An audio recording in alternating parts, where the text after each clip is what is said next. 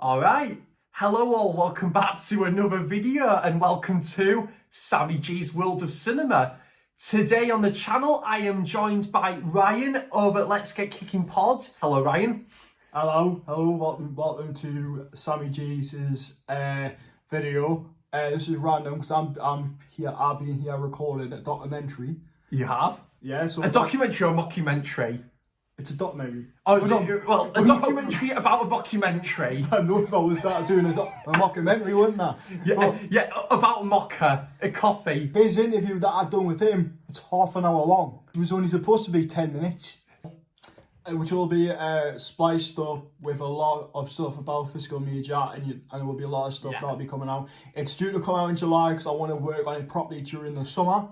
So keep an eye out. You might be in for a really good treat. You might see someone else in it. If you haven't checked out Ryan's channel, please go and give him a sub, guys. He's got a fantastic channel. He's done some great watch-alongs, physical media, collection videos, and a couple of great collab videos with John over at Mondo Chelovek as well. So definitely, yeah, go and give him support. He's a fantastic guy. Yeah, that's when I'm start talking a whole load of rubbish. That's why I'm... Yeah. And I do, I do as well, mate. You know, we're on the same wavelength when it comes to that. Yeah, I'm trying to behave today because I've got a bit of a foul mouth. So yeah, mine's PG rated compared to you, mate. I know, but it's like just beware everyone who comes on my channel.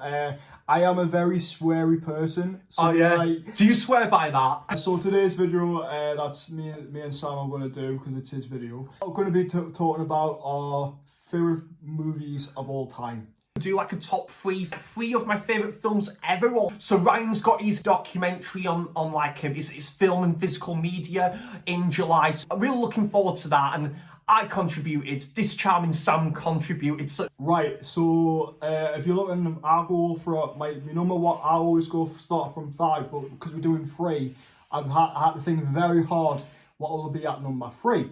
So at number 3, I decided to choose Psycho. If David Byrne starred as Norman Bates, it'd be Psycho Killer. Psycho means a lot for me because I'm a big Alfred Hitchcock fan. So I love like, the mysterious tone, like what it brings to the movie. Because as you all know, when it comes to Norman Bates, he's got a thing of dressing up, didn't he? But the thing, but what really inspired me because how much the cinematography is really, really good in that film. The one scene which explains it all is the famous shower scene. There was a load of shots that was used for that scene. Very suspenseful because when you see that shower curtain open, fast motion going on, you see it from different perspectives, all that. But when you see the blood going down the drain, everything turns intense. This is why I love the Psycho franchise. Ryan, you meant to be on the best behaviour. This is why I like the Psycho series. It's because you don't know what kind of thing that you will get out from the first movie, while the sequels are more of that slasher kind of tone. With Psycho, it is the first. I wouldn't say it's the first, but it has remnants of early slasher. Because the first notable one is Peeping Tom, the startling what slasher was, but it took a very long time until slasher came into it. Yeah. Because slasher wasn't popularized enough. It was not until Halloween did it. Even though you had Texas Chainsaw Massacre as well during the 70s. Psycho, that's why the tension was a really big part of the movie. Yeah. It's because it's to keep everyone on their seats. But the thing is, have you ever heard about Psycho? Alfred Hitchcock decided, to lock the doors when the premiere came out, so no one can get out, because he wanted to see everybody's reaction, and when they saw the actual reveal and who was doing the murders, and you see the demented tone, it has the shock factor of all time. And I got to see it on the big screen as well. It's a fantastic film, mate. Hailed as one of the greatest horror films ever. I can't really argue with that. It started out as a more grounded drama that would render on to being a real iconic staple of horror. Anthony Perkins is in there as well, and Janet Leigh, she did a great job as well. If anyone would not know, Janet Leigh is the mother of Jamie Lee Curtis. Also in Halloween Age 20 as well, 20 years later. So she appeared in the movie. Age 20 years later? Coincidence? Cameo role, which it would have been. So for my first pick, I'm going to go with, I could see it, Taxi Driver. Travis Bickle, played by Robert De Niro. From a flick of the switch, he really landed in this role as unhinged character. It was all build up and attention to like going for like his own like revenge, sticking up for a couple of key characters. I can't remember the actress' name who played Betsy. Is that Jodie Foster? No. Jodie Foster. I can't remember Jodie Foster's name in it. She was playing like a minor prostitute in that film. Yeah. On illegal, actually. There was some really daunting, riveting scenes and immense like final act. It's a bit of a bloodbath to be Travis in that room, and you really see the look on his face. Are you talking to me, Ryan? But are you talking to me?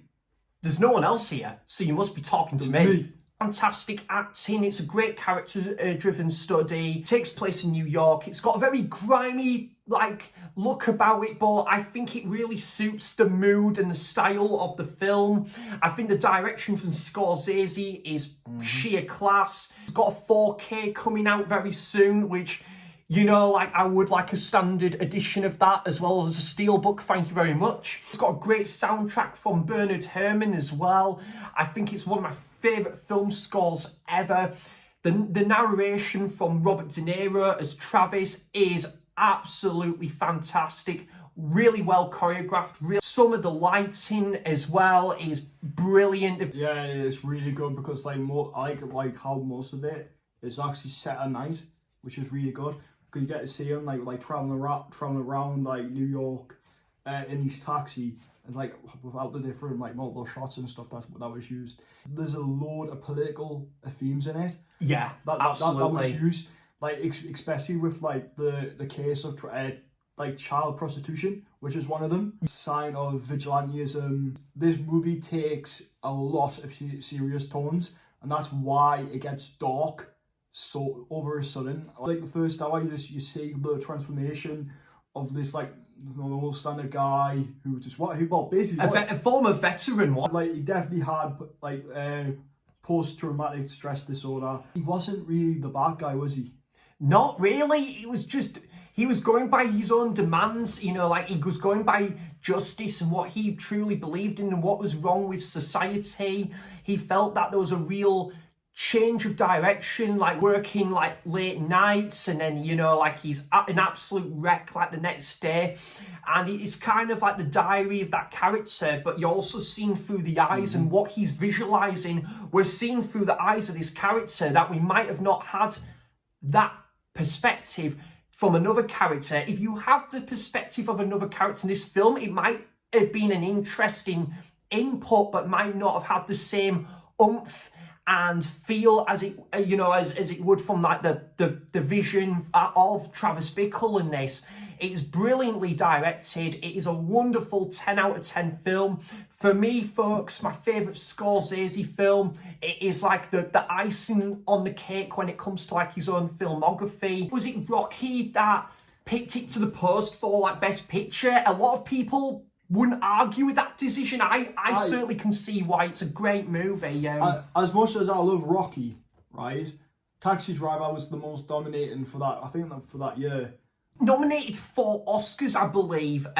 Was Robert De Niro nominated? He was nominated, wasn't he, De Niro? I think you would have been nominated. Wouldn't surprise me. So my second one would be the Good, Bad and the Ugly, directed by Sergio Leone, who starred Clint Eastwood, who is also one of my favourite actors of all time. With the Good, Bad and the Ugly, it has that like really like mixed vibe with like when you come into the realm of spaghetti western. I had spaghetti bolognese, funny enough, earlier today. Well, it was filmed in Italy, right? The Man with No Name, my God, probably one of the best characters I've seen played by Clint Eastwood, even though I do love Dirty Harry, right? But that's one of his most famous roles. And he just plays it so well. I love the whole like design like that he used throughout the whole films. Like you can see like his evolution, but like the one thing that I always figure out is that he wears the same costume. Is The Good, the Bad, the Ugly the prequel towards those first two movies? Ryan, do you know something? I've never seen Fistful of Dollars, or for a few dollars more. I know, there's so much to check out. Well, basically, A Fistful of Dollars is literally just, oh man, what was the film? Damn, I think it was. Is that what it's called, Damn? No. It's a Japanese film. Yojimbo, because he played, because that's what they took. That's basically A Fistful of Dollars, right? Because Yojimbo came first, but that's what inspired Sergio Leone to make the film. That's interesting. But with The Good, Bad, and the Ugly, it was more like of that standalone movie, because like I feel like there is a connection towards the first two movies. But the thing is, everyone is different because nobody knows what his name is, and you will never know because he has a different name in each one. Wait, what's his name again, Ryan? Blondie in the third one, which is The Good, Bad, and the Ugly. He's called Blondie in that, isn't he? Yeah, I can't remember the bloody other character. Yeah, I'm gonna say was Lee Van Cleef's in it as well. The one scene that I just absolutely think that drags too long. It's the Civil War bit. Yeah, That's the only thing I have problem. It's literally just them just talking random stuff, talking to a drunk general, right? And I was like, what we're hearing here? So basically, all there was to do is just to blow up a bridge. That's literally what it was. To stop the other Americans, or would-be Americans. The whole scene was about blowing up a bridge when they were supposed to be going to a cemetery. Because it's just blowing up the bridge. Because it was a bridge too far, right? That was like a shootout scene. Was that near the bridge? What was that scene? Was it like... That scene is in, I think it's like some kind of, like, I think it's in some kind of town. You had the Mexican character shouting at the women and that, but then you see Blondie... Don't blame him. And then Blondie just came out of the way, get dressed.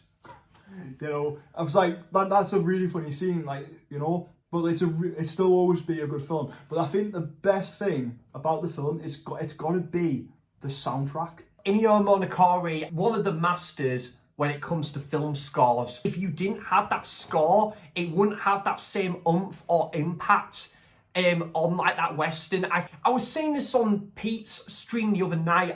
I feel you just don't get those sublime Westerns anymore that's on the similar wavelength to this.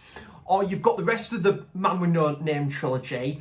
I forgot what his name is. We went to see it at Tyneside Cinema last year. It was brilliant. Once Upon a Time in the West, again, would fall into that category of sublime Westerns. I will also say that if there's anyone who's going to watch The Good, the Bad, the Ugly, I would prepare yourself, because it might be the most random fun you're going to enjoy. Another one of my favourite films of all time is the 1978 animated classic of Lord of the Rings from Ralph Bakshi. Childhood staple of mine. Same could be said with the Peter Jackson trilogy, which is the most beloved, you know, like rendition of the Lord of the Rings movies, and I can completely see why. 1978 version is my go-to version. Based off the first two films due to budgeting and that. One of a kind, that film and that animation style. It's a beautiful animation, and I love the whole voice acting as well. You got like John Hurt is a prime example, and there is Strider. And I like the voice actor for Gandalf. Accurate towards the first two books with Fellowship of the Ring and the Two Towers.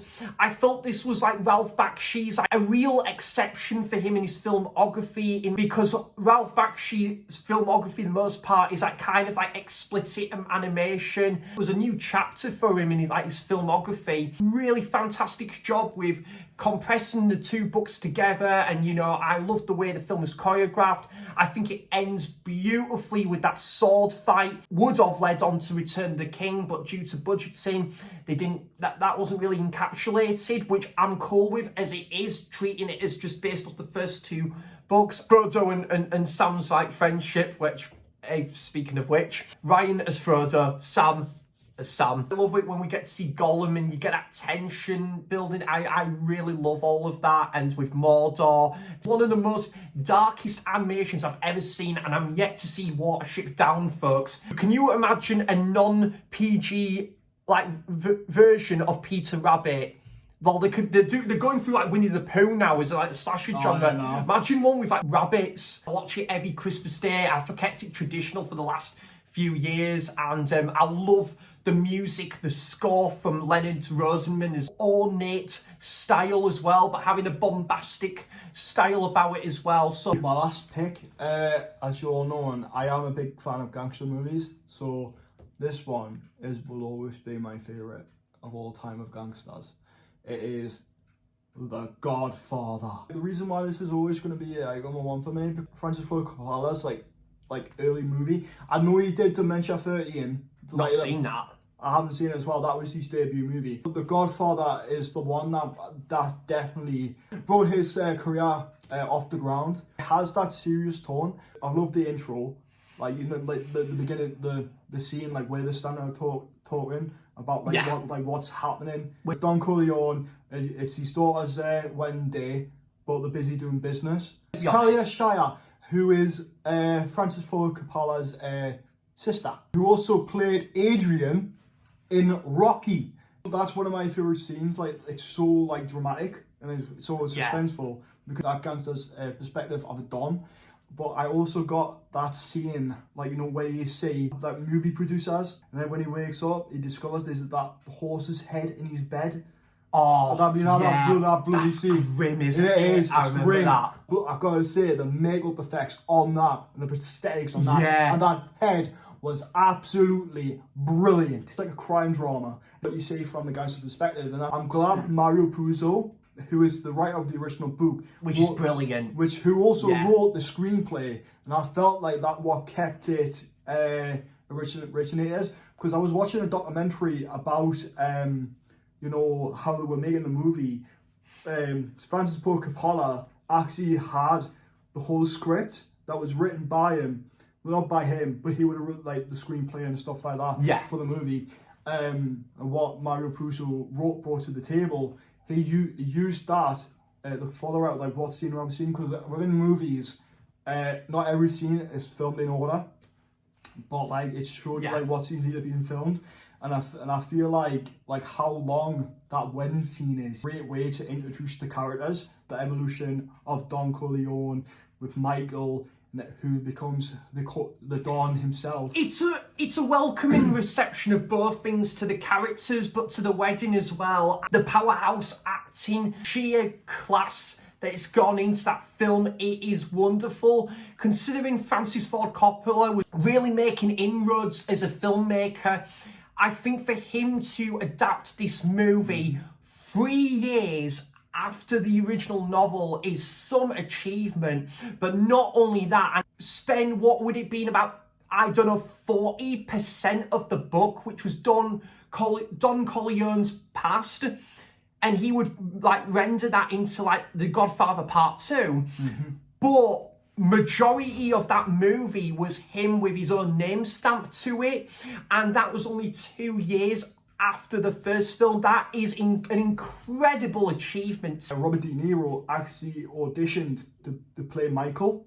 Oh, that's interesting. I didn't know that. Yeah, but the best thing is he got the role to play the young Vito Corleone. Yeah. And that's the greatest decision that he did, even though there are flashback scenes, but that's basically what the story is. The Corleone family first started, and that's what's really good. They've got like their own rivalry with that this family and that family as well. And Fredo, who's Michael's brother, who was going behind Michael's back even in the first film. I think that was played by James Caan, I remember. Sonny was played by James Caan. It was John Cazale. It's a bit of a strange comparison, but it does a similar thing to Place Beyond the Pines, where the first half of the film, you're mainly focusing on, Marlon Brando as Vito Corleone, and then in the second half of the film, he passes the bat over to Michael Corleone, Al Pacino. I think it's kind of the best of both worlds, that you have the perspective of Vito Corleone and then Michael Corleone, and the powerhouse acting and the whole thing with this gangster underworld is just so interesting to watch. I think the cinematography as well is beautiful, especially like Italy, but in like, was it New York as well? Wasn't it New York? Yeah. Italy, it would be set in Sicily, Italy. But the thing is, like, if The Godfather never came out, you wouldn't see films like Apocalypse Now, Bram Stoker's Dracula. Nah. Like, you know, even The Conversation is another one. You had Sofia Coppola, which I think is his daughter, I believe it is. It is. And you also have Nicolas Cage, who is the nephew. Rowan Coppola as well, that worked with Wes Anderson. I don't know, because like because like the shit with me, I'm not really into Wes Anderson. Oh man, you're missing out, right? No. I've seen Fantastic Mr. Fox, but I haven't had the time to dive myself into any. Well, try Grand Budapest Hotel, mate. I've seen it. It's good. Oh, you love that one? Yeah. Oh, get in, I love that film. I want to watch I Love Dogs because I like that one. I love his animation, mate. Third and final pick is my favourite film of all time is Tarkovsky's Stalker. 2 hours and 45 minutes, yeah. It just does not feel the runtime. I think it's just such an interesting, you know, like a drama piece. It's set in Russia and you're focusing on three main leads.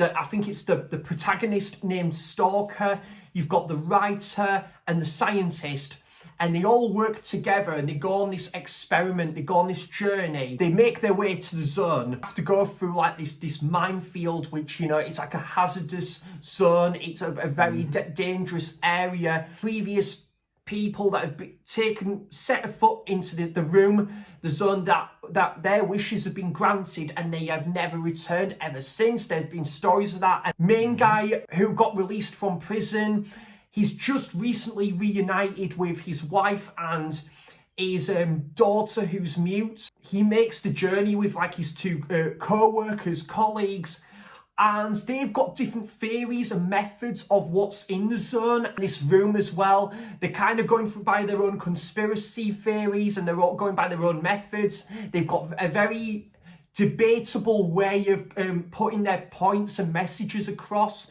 which I think is really interesting. It's very engaging to watch, and I think all of that is swept by the sheer class acting as well. I also love the way the film is choreographed. The score by Edward Artemiev is beautiful. It is a beautiful sound mixing movie, which is very common in like a Tarkovsky film. The blend of gold tinge and colour, it really works. Again, sound mixing, and you can hear the footsteps. The one scene where they go through like this tunnel, I think it was like a sand pit or something, and they're starting to see things like illusions in front of their very eyes, and it starts to play tricks on their minds, really. I found all of that stuff thought-provoking. And yeah, it is a beautiful movie. It's a film, by the way, folks, I do plan on doing a separate video review on in due course. But yeah, this is why Tarkovsky is my second favourite director of all time. I think he's got that real visual scope to his movies, a very ambiguous take on a movie, but it's done in such a sheer class fashion. And I love it. It's my favourite film of all time. And yeah, I wouldn't change anything about it, mate. I've seen it about 10 times now. Have you seen it, Ryan? I have not seen Stalker, but it is on my watch list. Interestingly as well, based off the novel Roadside Picnic as well from 1972, which I need to read that as well. See, this is what I find about like, you know, titles like that when you look at the original books. It's the same with like Blade Runner when Blade Runner, when you find out about Philip K. Dick's original title. Was it Do Androids Dream About Electric Sheep? That was what it took inspiration from. And Gary Newman was heavily influenced by that novel as well. Yeah. But right, this has been great. We've talked about 3 of our favourite films ever each. It's been such a great discussion. Thank you so much, Ryan. Yeah, this has been absolutely fantastic. But without further ado, as I normally say, I'm Ryan of Let's Get Kicking Pod, and one catchphrase I always say, let's bring on the destruction, baby. We're going to go out on the pub crawl. That's the sort of destruction that's going to happen. Yeah. So thanks for watching. Cheers for stopping by. And until next time, I'll see you for the next video. Bye-bye. Bye-bye. Bye.